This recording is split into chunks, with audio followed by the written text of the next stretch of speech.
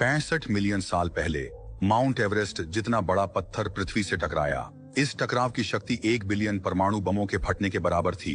इसने पृथ्वी पर शासन करने वाले डायनासोरों को विनाशकारी झटका दिया। प्रभाव के बाद अत्यधिक शक्तिशाली झटके ने पृथ्वी की क्रस्ट को बदल दिया। भूकंप की लहरें कुछ ही मिनटों में पूरे ग्लोब में फैल गईं। महाद्वीप ने इस प्रभाव से कांपना शुरू कर दिया।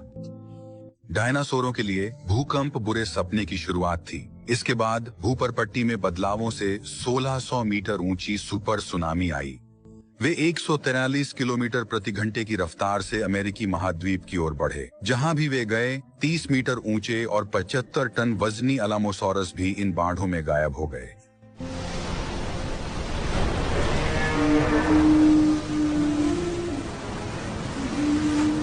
टकराव के 1 घंटे बाद दृश्य और भी भयानक था। उल्का से फेंके गए पत्थरों को पृथ्वी की गुरुत्वाकर्षण ने वापस खींच लिया। वायुमंडल से गुजरते हुए पत्थर वायु घर्षण से आग के गोले बन गए, जो बारिश की तरह जमीन पर गिरने लगे। इतना ही नहीं, टकराव से हुए विस्फोट ने तापमान को 400 डिग्री तक बढ़ा दिया और आग भी लग गई। बारिश ने पूरी दुनिया को एक विशाल भट्टी में परिवर्तित कर दिया और उस समय डायनासोर ओवन में थे, धीरे धीरे भून रहे थे। प्रभाव के 2 घंटे बाद दम घोंटने वाली धूल ने आधी पृथ्वी को ढक लिया।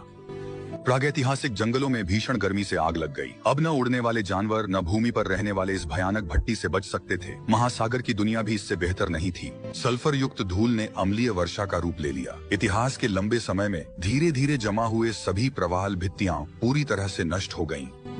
कई समुद्री जीव जैसे महासागर के शासक मोसासौर विलुप्त हो गए। कुछ दिनों में भारी धूल वायुमंडल में घुस गई, जिससे सूर्य की रोशनी रुक गई।